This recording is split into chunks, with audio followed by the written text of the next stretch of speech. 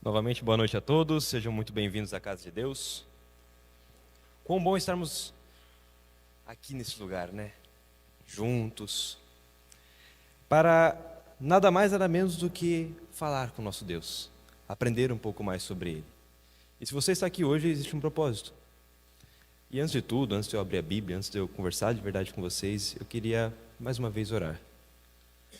Pai amado, Santo e amado Deus, reconhecendo que o Senhor é soberano sobre cada um de nós, reconhecendo que o Senhor é cuidadoso para com cada um de nós, somos gratos a Ti. Somos gratos a Ti porque o Senhor nos trouxe aqui. Mas nesse momento eu peço, Pai, humildemente, que eu suma e o Senhor engrandeça. Que eu fique pequeno e que Sua verdade, unicamente a Tua palavra apareça, Pai, e o Senhor me use como Teu instrumento. Que ao ouvirmos a Tua palavra possamos rejubilar e aceitá-la e vivê-la, Pai, em conformidade com o Teu santo querer. E é em nome de Jesus, Pai, que nós te clamamos mais uma vez. Amém.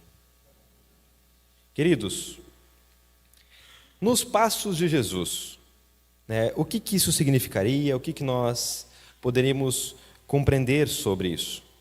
Qual que é o objetivo final dessa semana? Nós vamos trabalhar e entender principalmente as lições que Cristo nos trouxe através de sua vida, através dos seus ensinamentos. Então, nós vamos aprender com o exemplo de Cristo. Só que, se a gente parar para pensar, temos alguns passos para cumprir para chegarmos a uma compreensão plena. E diante disso, eu gosto de ser metódico. Então, antes de entendermos aquilo que Jesus tem para nos ensinar, nós temos que entender o porquê Ele veio. Qual foi o motivo? Qual foi a missão dele? O que trouxe Cristo a este mundo? E sobre isso, vem o tema dessa noite. O tema que nos coloca no nosso devido lugar. Nós vamos ver sobre o mal e a indignidade humana. Nós vamos ver sobre se o ser humano merece ou não a salvação. Então, o tema desta noite fala sobre mim e sobre você. Fala sobre a nossa condição. Então eu peço que, antes de tudo, vocês abram a Bíblia de vocês em Apocalipse, no capítulo 12. Apocalipse, capítulo 12, no versículo 7. Apocalipse 12, versículo 7.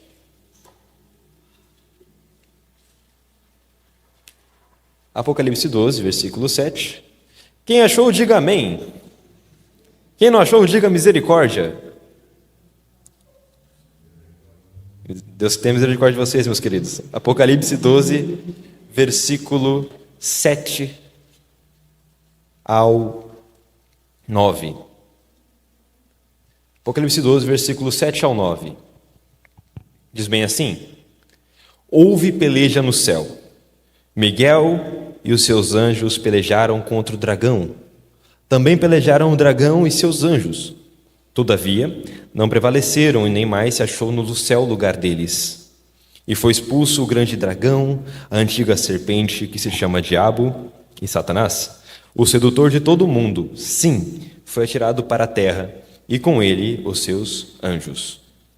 Então, olha que interessante, quando a gente trabalha sobre o mal e a indignidade humana, a gente começa com um panorama sobre onde começou o mal. E o mal começou no céu. É estranho, né? Parece que faz ruído aos ouvidos. O mal começou no céu. E a Bíblia fala que houve uma batalha no céu, houve uma peleja no céu, entre Miguel e seus anjos contra o Satanás e seus anjos. E eles foram atirados para onde? Para a terra. E com isso nós temos esse começo de panorama. O mal, ele começa no lugar mais improvável. Só que no céu é impossível permanecer o mal. Perante Deus o mal não consegue subsistir. Então, Satanás e seus anjos foram expulsos. Certo? Sim ou não? Vamos lá, não estou falando com a parede, gente. Sim ou não? Sim, porque é o que está escrito. E prosseguindo, nós vamos para o texto de Jó. Eu gosto muito de olhar para Jó para compreender o que significa a maldade, o que significa o sofrimento. Porque se nós olharmos dentre tudo que o ser humano passa, nós corremos o risco de colocar a culpa no lugar errado. Nós costumamos colocar a culpa em Deus. Por que eu sofro? Por que eu passo por isso? Por que isso está acontecendo comigo? Por que eu não estou conseguindo aquilo que eu quero conseguir? E nós começamos a colocar o sofrimento na conta de Deus. E a história de Jó, ela trata muito sobre sofrimento, mas ela trata o sofrimento sobre uma perspectiva. Ele coloca para nós, desde o começo, o que ocasiona o sofrimento de Jó. Então, Jó, no capítulo 1, versículo 6 ao versículo 12, nós temos a cena da reunião no céu. Olha o que diz. No dia em que os filhos de Deus vieram a apresentar-se perante o Senhor, veio também Satanás entre eles. Então perguntou o Senhor a Satanás: de onde vens? Satanás respondeu ao Senhor e disse: de rodear a terra e passear por ela. Perguntou ainda o Senhor a Satanás: observaste o meu servo Jó? Porque ninguém há na terra semelhante a ele, homem íntegro e reto, temente a Deus e que se desvia do mal. Então respondeu Satanás ao Senhor: porventura Jó debalde teme a Deus? Acaso não cercaste com a sebe a ele, a sua casa e tudo quanto ele tem? A obra de suas mãos abençoaste e os seus bens multiplicaram na terra? Estende, porém, a mão e toca-lhe, em tudo quanto tem, e verás se não blasfema contra ti na tua face. Disse o Senhor a Satanás: eis que tudo quanto ele tem está no teu poder, somente contra ele não estenda as mãos. E Satanás saiu da presença do Senhor. O que a Bíblia está nos mostrando é que Satanás ainda tem um certo acesso ao céu, ou pelo menos tinha. A Bíblia fala que no dia que os filhos de Deus foram à presença do Senhor, isso no hebraico é os Bnei Elohim, é um termo derivado para os anjos normalmente. Então o que nós compreendemos é que provavelmente perante Deus estavam todos os representantes do mundo. E representando a terra foi Satanás. Que Adão e Eva entregaram de mão beijada o domínio desse mundo para ele. E é interessante que o texto hebraico dá para a gente essa compreensão, porque ele fala Gan Satan, veio também o Satanás. É no sentido de que, por exemplo, eu estou contando a história para vocês, olha, estava lá o Ademar, estava lá o Lucas e também o fulano de tal. O texto no hebraico está dizendo essa questão, Satanás estava, mas ele não era bem-vindo. Ele estava por questão legal, mas não estava por questão moral. E o texto ele envolve muita ironia. O texto ele mostra para a gente que Satanás chega afrontando a Deus. Deus pergunta: de onde você vem? Ele fala: bom, de rodear a terra e passear por ela. Essa é uma fala que no hebraico mostra que ele está dizendo que eu sou soberano sobre a terra, ninguém se opõe a mim. Eu estava caminhando por aqui como um rei sobre o seu domínio e ninguém se opõe a mim. E aí Deus fala assim: não, aí meu servo Jó. Meu servo Jó não é seu servo. E a história de Jó, ela vai mostrar para a gente que ele vai passar por muita dificuldade, ocasionadas por Satanás. Ele vai perder todas as suas posses, vai perder todos os seus filhos, e ele vai ficar num lixão. Mas o sofrimento que ele está passando, e ele questiona a Deus inúmeras vezes, ele fala que Deus está sendo injusto com ele. Esse questionamento ele é respondido por Deus ao fim. Mas o mal existir neste mundo, o mal existir na nossa realidade, ele implica para nós também o sofrimento. Ele implica para nós também a dor, a angústia, o pesar. Nós vivemos em um mundo mau, porque o mal uma hora se iniciou. E o ser humano, por livre vontade, por livre e espontânea escolha, optou por desobedecer a Deus lá no Éden. E por conta disso nós também demos a Satanás de mão beijada os domínios desse mundo. E é interessante que a Bíblia deixa muito enfático isso. Lá em Romanos, capítulo 3, Romanos 3, versículo 23. Romanos 3, 23, diz bem assim: pois todos pecaram e carecem da glória de Deus. Capítulo 5, verso 12. Portanto, assim como por um só homem entrou o pecado no mundo, e pelo pecado a morte, assim também a morte passou a todos os homens, porque todos pecaram. E muitos perguntariam para mim: eu não estou entendendo muito bem onde você quer chegar. Nós vimos que o mal começou no céu. Nós vimos que o sofrimento que Jó passou na vida dele era ocasionado pelo mal. Tinha algo por trás, tinha algo muito maior por trás. Mas Satanás só chegou até o céu porque o homem entregou de mão beijada para ele os domínios desse mundo. Porque o ser humano, lá no Éden, escolheu pecar, desobedecer a Deus. Só que a Bíblia é muito enfática, porque um pecou, todos o quê? Todos o quê? Pecaram. Então, se todos pecaram, todos carecem da glória de Deus. Só que essa é a questão. Se nós pecamos, se nós estamos nessa condição, nós não temos dignidade ou mérito algum. Se nós estamos nessa condição, nós não temos capacidade de nos posicionarmos falando assim: não, eu sou justo e Deus não é. Porque quando a gente olha para o diálogo do livro de Jó, é isso que é construído. É Jó falando: bom, Deus não é homem para que eu se assente com ele no tribunal, ele não sabe da minha dor. É os amigos falando: não, você está errado. E Jó falando: não, mas eu não pequei. E a briga do livro de Jó é eles não entendendo.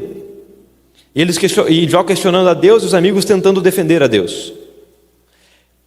O sofrimento humano, ele é fruto do fato de existir o mal. Mas o sofrimento humano também só existe porque nós escolhemos esse lado. Então nós costumamos colocar sobre Deus as causas do nosso sofrimento. Nós costumamos, como um filho mimado, olhar para o nosso próprio umbigo e falar: Deus é injusto porque eu sofro. Deus é injusto porque eu passo por isso. Sendo que nós só colhemos aquilo que nós plantamos. Lá no começo o ser humano escolheu a desobediência. Hoje nós colhemos isso. Quer queira, quer não queira. E o interessante é que a nossa condição, ela é miserável. É uma condição miserável. Porque todos pecaram. Todos carecem da glória de Deus. Porque o pecado entrou no mundo.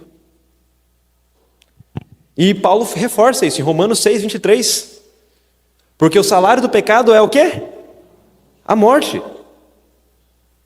É isso o que nós merecemos. É isso, o melhor que a gente pode entregar é a morte. A gente se engana muitas das vezes, meus queridos. Nós nos enganamos e nós nos colocamos em posição majoritária, pensando: não, é porque eu sou bom, é porque eu faço isso. Não. Você é ruim. Você é mau. Você é pecador. Eu sou pecador. Eu sou indigno. Você também é indigno. E de Deus nós não podemos requerer nada. Porque Ele é assim, santo, puro e bom. E nós indignos pecadores. E Paulo deixa muito claro: o salário do pecado é a morte. Então o que nós merecemos é a morte.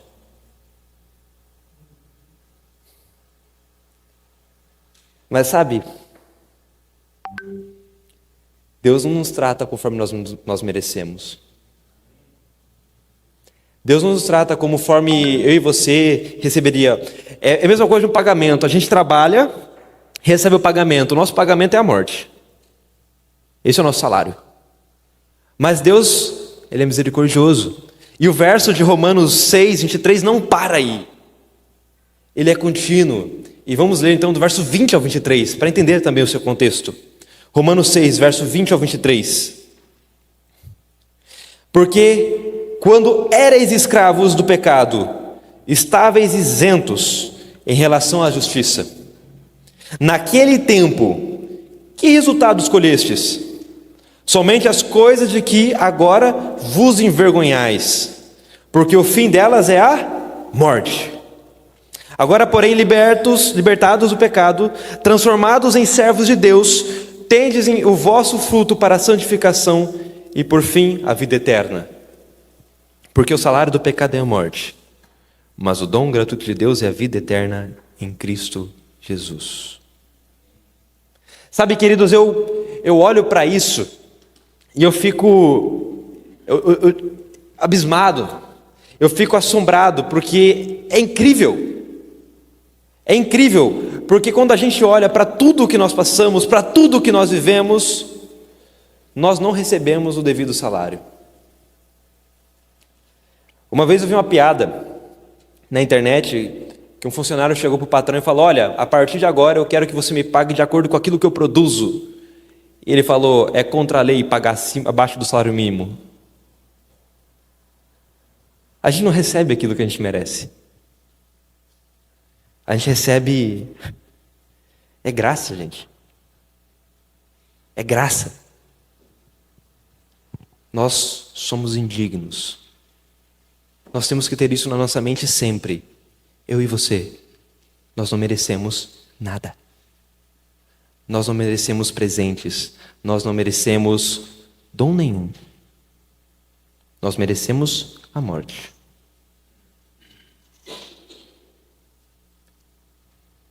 Porque nós somos pecadores. Porque nós somos maus por natureza. Mas o dom gratuito de Deus é a vida eterna. E é interessante que como eu comecei com Jó, eu queria que vocês olhassem para Jó de novo, no capítulo 42.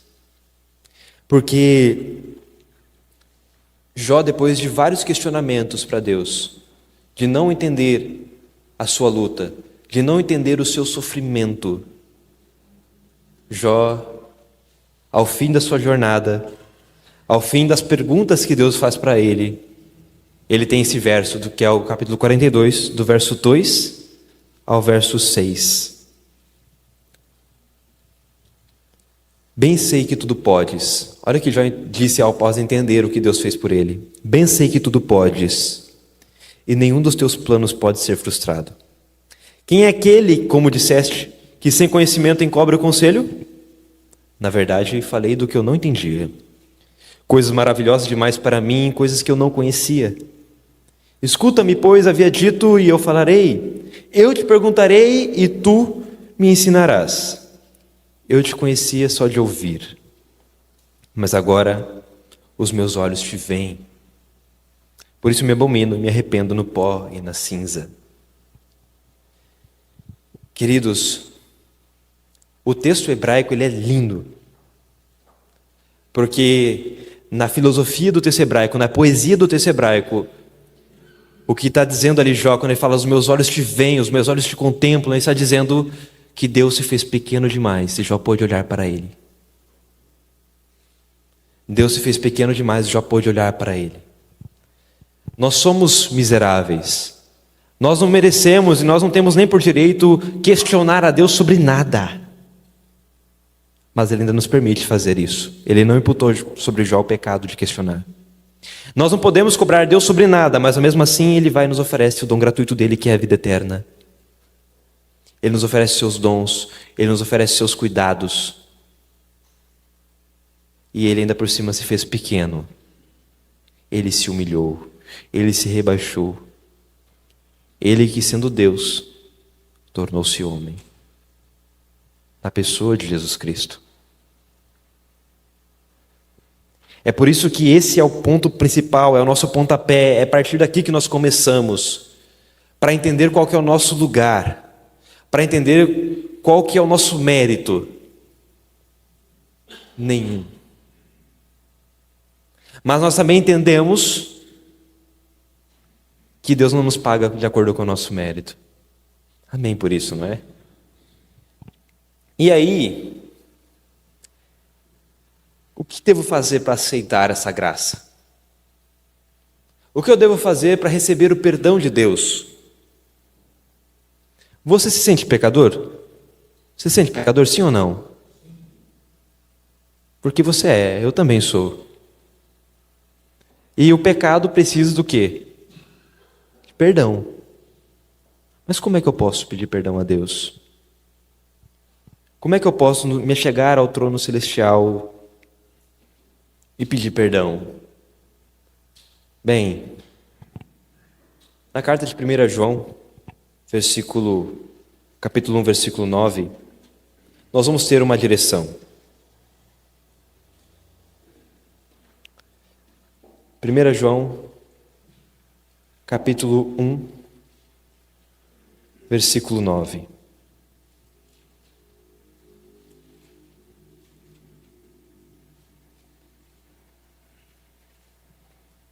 Diz bem assim o texto: se confessarmos os nossos pecados, Ele é fiel e justo para nos perdoar os pecados e nos purificar de toda injustiça.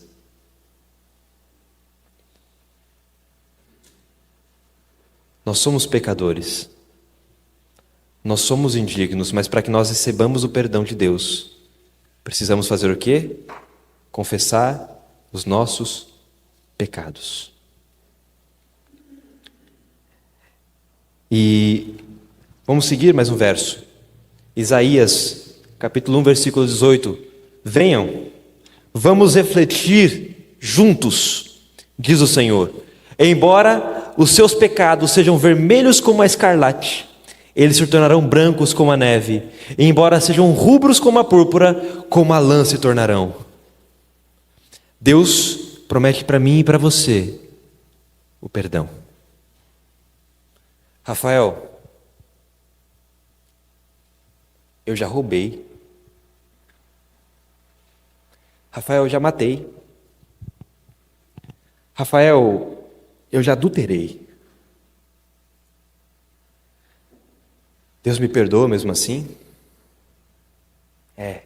Ele perdoa. Esses pecados que nós consideramos às vezes maiores, mas ao mesmo tempo, aqueles pecados que nós escondemos e fazemos entre quatro paredes que ninguém vê. Sim, meu querido, Deus te perdoa. Deus te perdoa. Mas tem um porém, tem um ponto. E disse-lhes Pedro: arrependam-se, vós, e cada um de vós seja batizado em nome do Pai, em nome de Jesus Cristo, para perdão dos pecados, receberei os dons do Espírito Santo.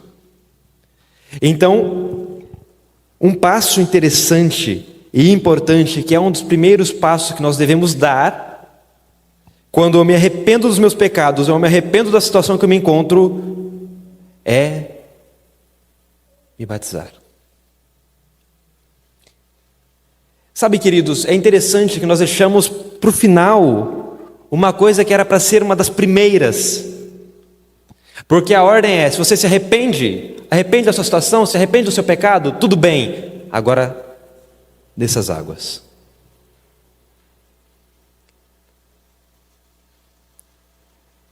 E o que eu faço, né?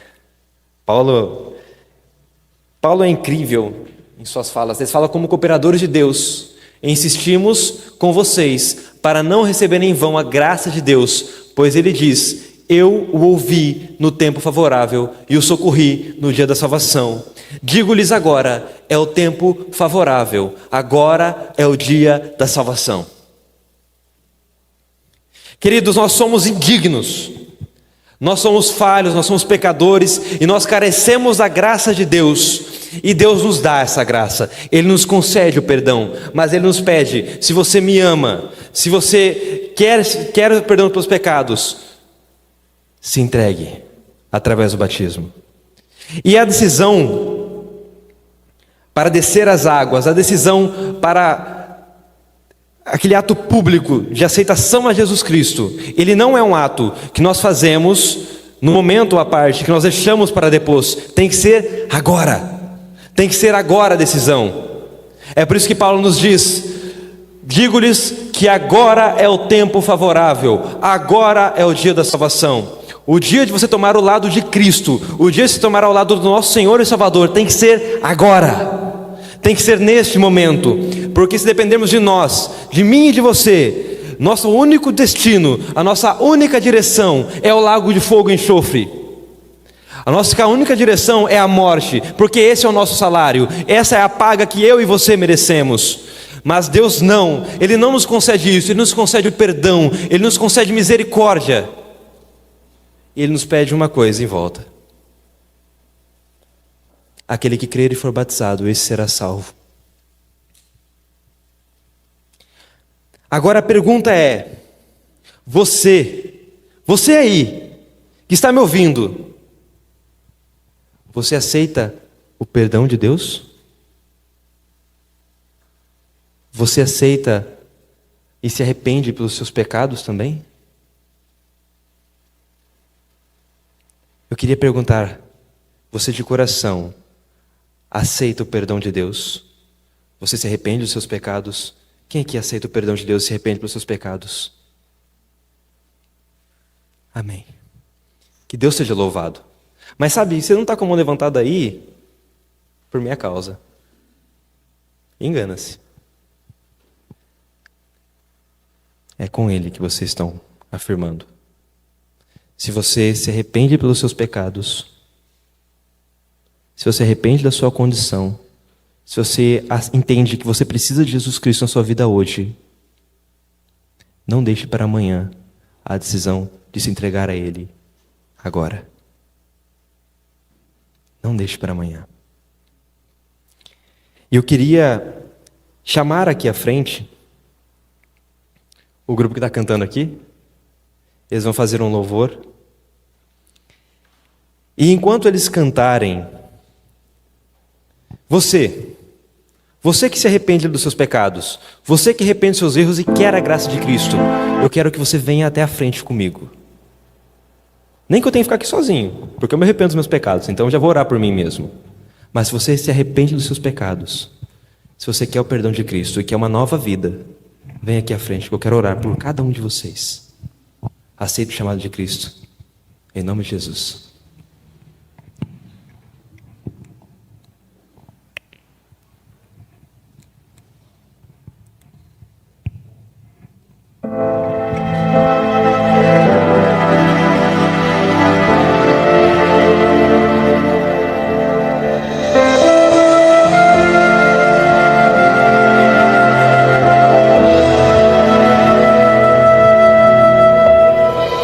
Ninguém pode descrever a tristeza que eu senti. Ninguém pode imaginar quantas vezes já chorei. Ninguém sente a minha dor, nem conhece o meu pesar. Ninguém sabe que hoje mesmo outra vez já desisti. Hoje a morte me cercou, me amarrou com suas cordas. Já não tinha pra onde ir, e outra vez pensei em Deus. Tantas vezes já pedi, mas ninguém no céu me ouviu, e sem ter nenhuma saída, eu clamei só mais uma vez, e Deus ouviu o meu clamor, me ouviu lá do seu templo, e a terra se abalou. Deus voou das asas do vento, enviou querubim desistindo, Deus abriu o céu pra mim.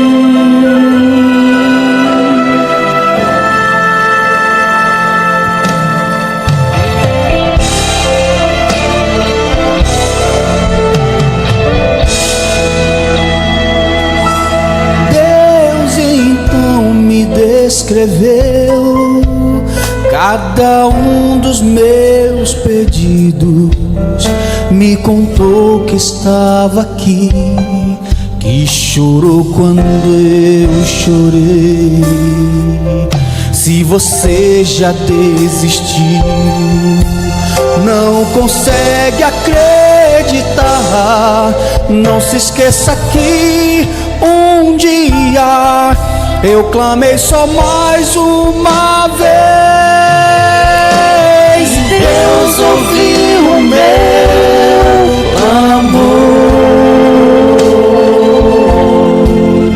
me ouviu lá do seu templo, e a terra se abalou. Deus voou nas asas do vento, enviou que ele viu.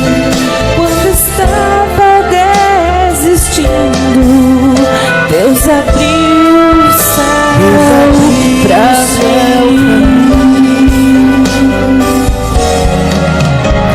E Deus ouviu o meu clamor, me ouviu lá do seu templo, e a terra se abalou. Deus voou nas asas do vento, enviou que ele viu. Quando estava desistindo, Deus abriu o céu pra mim.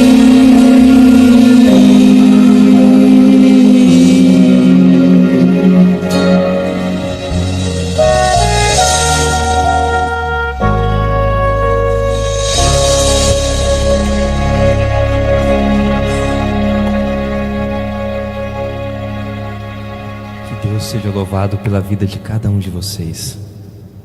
Essa decisão vocês tomam perante o Eterno. E nesse momento eu queria que vocês fechassem seus olhos. Santo e amado Pai, Senhor, cada um dos que estão aqui,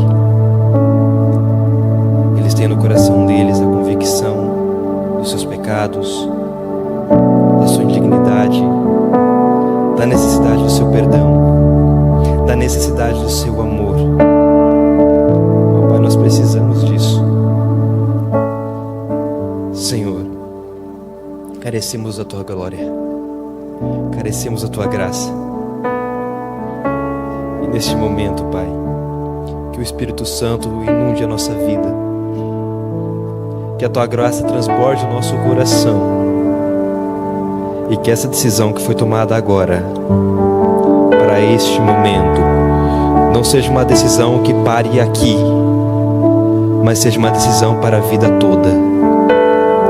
Que essas pessoas que aqui estão, elas transbordem o Teu amor, transbordem a Tua paz, e que os frutos do Espírito Santo, que o fruto do Espírito Santo seja visto na vida de cada uma delas, Pai. Elas realmente conclamam, Pai, que eles querem o Senhor na vida delas, que eles querem a Ti ao lado deles. Eu também preciso, Pai. Então, em nome de cada um de nós, eu falo neste momento que o Senhor viva conosco, Pai. Viva em cada um de nós e nos conduza para um caminho que nos leve para a manhã maravilhosa da ressurreição, para que estejamos contigo. Pai querido, toque o nosso coração, que a necessidade da Tua graça seja constante em nossa vida, e que nós todos os dias busquemos a Ti, e possamos dizer como Jó: eu só Te conhecia de ouvir, mas agora os meus olhos Te veem. Que nós possamos ver a Ti, Senhor, que nós possamos ver a Tua glória e a Tua majestade nos céus, dia após dia. Senhor, nos conduza a cada um desses dias de oração, e que aqui, Pai, não seja eu a ser enaltecido, mas seja sim a Sua glória e a Tua misericórdia pelos séculos dos séculos. E é em nome do Senhor e nosso Salvador Jesus Cristo que nós dizemos amém. Queridos, saibam que vocês têm aqui um amigo, um irmão, e eu estou à disposição de vocês. Alguns irmãos da igreja têm meu número, vocês podem pegar com eles se precisarem.